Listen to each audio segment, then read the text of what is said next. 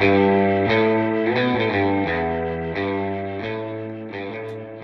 right, we're in business. Welcome to the Frontier, Grayson. Have you been on before? I have not. I've been watching from afar on LinkedIn and YouTube. Oh, nice. Well, I'm not a YouTuber.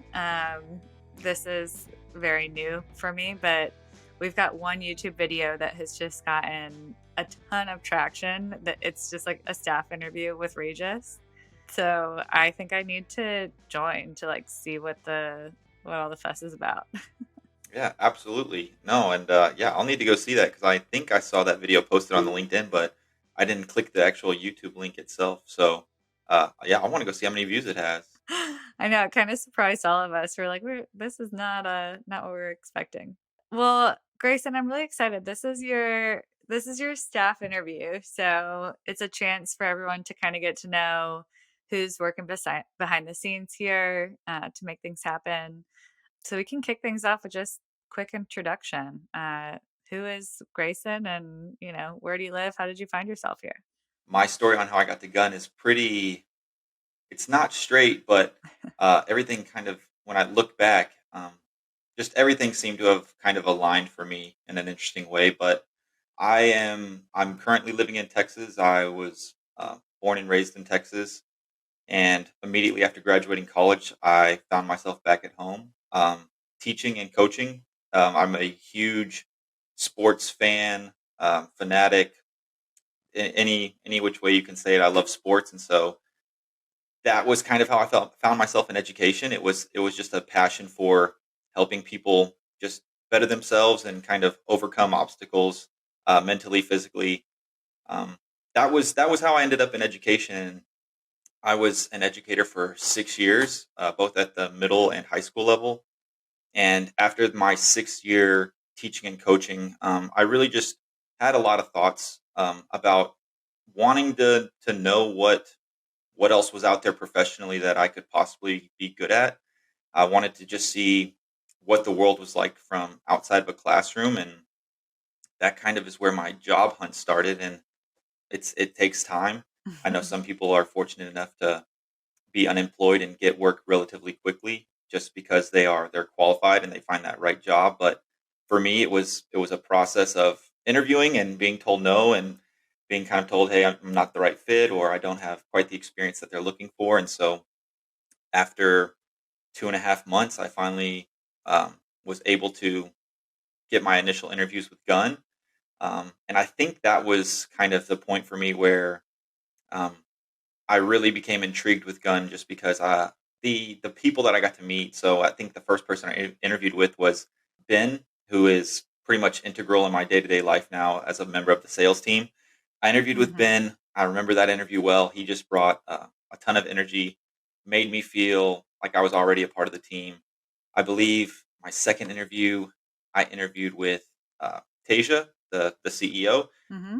That was very eye opening for me because just not having ever worked in an office space or in a corporate environment, I never saw myself having a conversation with somebody that had the title of CEO.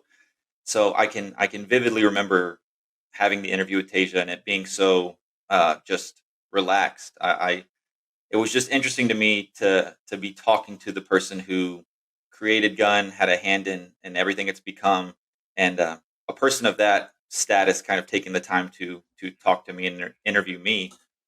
But after the interview process, I did well enough and impressed the right people that I was offered a position here as an SDR, and that's what I've been doing for the last 2.5 months at this point now. I'm crushing it. I also cannot let Tasia listen to this because I feel like you calling him a person of status will really go to his head. So we're gonna put this on the no listen list for him. And I was going to say, I clearly know Tasia. I'm a new friend of Tasia's. I'm recent to the company, so yeah. If that's something that needs to be edited out, feel free to axe that. Oh But no, it's all good. no, he just yeah. It was just a great process. I love hearing from folks who also move from teaching to working in startups because obviously that was my path too. That was yours. We've had several folks on the team who are former teachers who, moved into the startup world because the energy is really similar, right? And the challenge at hand is really similar. So I'm curious, like how many times a day do you feel like you're drawing from your experience teaching? One of the biggest things that I learned as a teacher was perseverance, and that word gets thrown around a lot, and Mm, it gets used a lot in a lot of different ways. But my experience as a teacher was you really, I mean, you have to learn how to persevere because it's a really tough job, and I think that when you can get mentally strong enough and kind of learn how to spin negative situations or obstacles into things that become challenges or things you look at positively as a way to improve yourself, I really feel like that's what education taught me. And so going into sales, that was something I heard repeatedly was you have to have grit. That was, I think, the phrase I heard most often. And um, that is a characteristic that I'm not trying to brag on myself, but I can honestly say that I think I developed a lot of grit in the classroom as a coach, as a teacher, and an ability to kind of take each day for what it's worth. Don't let one bad day make a bad week. I know in education it's you're hmm. in charge of hundreds, sometimes tens to hundreds of kids, and they can drive you up a wall. But if you don't learn Yeah. how to kind of reset each day and make each day its own kind of new adventure, you'll just get stuck in a negative headspace that won't be good for anybody. And so I think that's been the biggest transferable skill is the ability to kind of leave today as today, whether it was good, bad, or otherwise, and move on to tomorrow and just see what tomorrow holds because it's a brand new opportunity and you never know what could happen. I feel like specifically in sales, the constant rejection from children probably help prime you a little bit. At least I felt that way. When I joined the team here, my job was to pick up the phone and call everybody who signed up and, be like, hey, I know you didn't want a phone call, but I'm calling you anyway.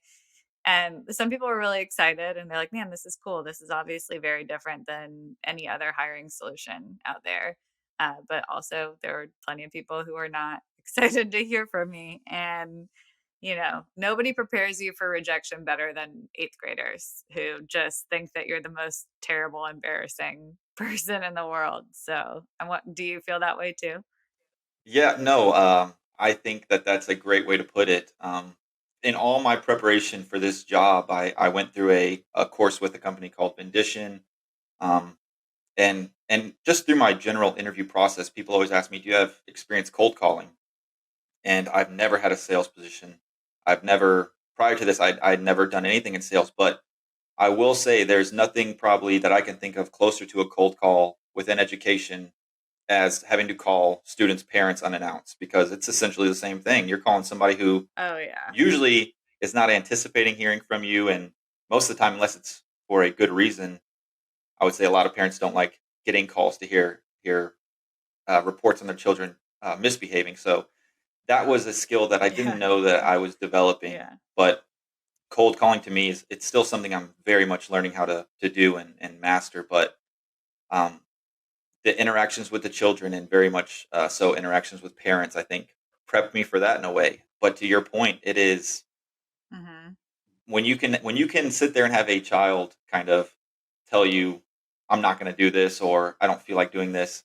Um, I just think that there's it's an easier transition when you're speaking to an adult who usually will put it a little bit more eloquently, um, and yeah, not be so abrasive about it. Yeah. In my case, it wasn't kids saying that they wouldn't do something. It was more like kids telling me they didn't like my haircut or my shoes. So at least adults aren't that mean, you know? I was. That sounds. I was thankful I never had personal attacks, but I did have a fair amount of students who just would tell me, I'm not going to do anything in this class." And I mean, to be fair, there was Yeah. no way I was going to force them to. So it just became something where I had to learn to be patient Right. and yeah, not let my emotions get the better of me and just make my way as best I could through that day, through that class, that moment. So Yeah. Never look back. You just got to keep pushing forward, I guess. Okay, so, your role here at Gun, obviously, I think listeners can catch on. You're doing outbound sales, you're calling folks, and so primarily the job here is getting more developers hired.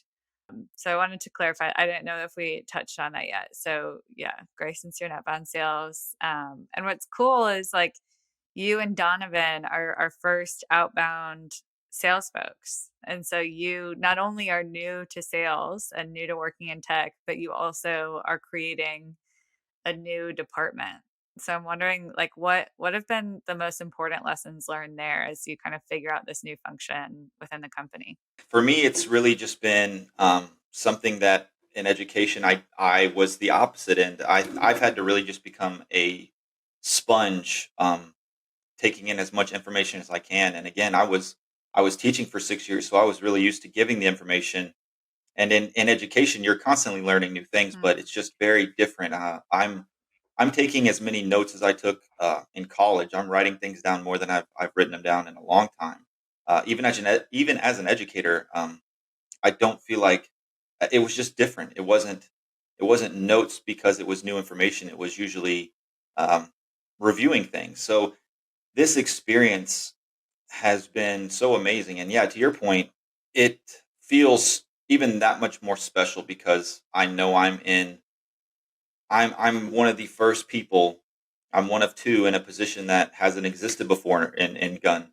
And to be somebody without a sales background, to be somebody without that experience that a lot of people told me was so valuable, and to be given a chance to hone my skills and become a better salesperson, so to speak. It all just feels really really great.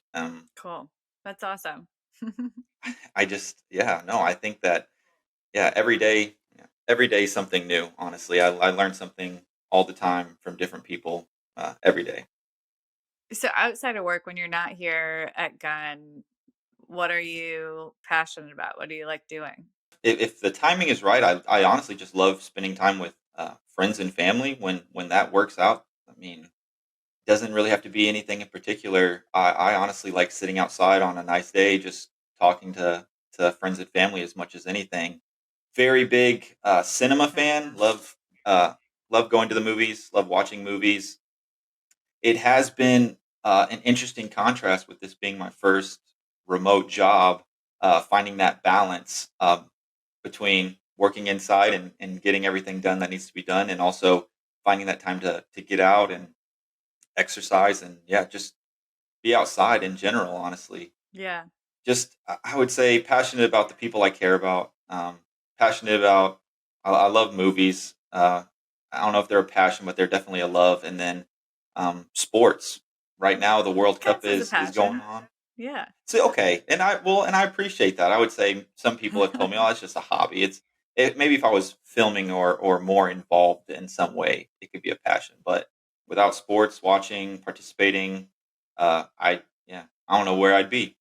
Have you watched Welcome to Wrexham? I feel like it's the first thing that's made me understand what people see in sports, like why people love it so much.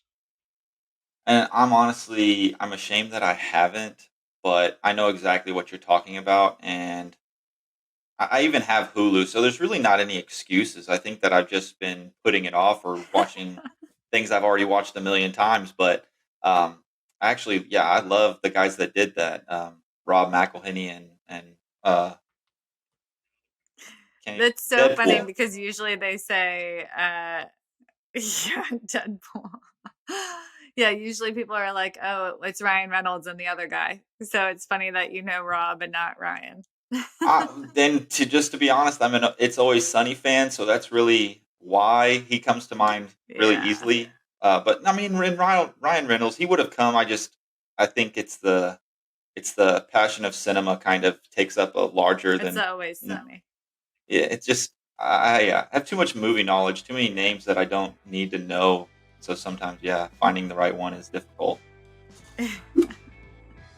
All right, well that's your homework after we hang up today is put on an episode of Welcome to Wrexham. Consider it done. Awesome, easiest homework you've ever done, I assume. Oh, without a doubt. Thanks for listening to the Frontier Podcast powered by gun.io. We drop 2 episodes per week, so if you like this episode, be sure to subscribe on your platform of choice and come hang out with us again next week and bring all your internet friends. If you have questions or recommendations, just shoot us a Twitter DM at the Frontier Pod, and we'll see you next week.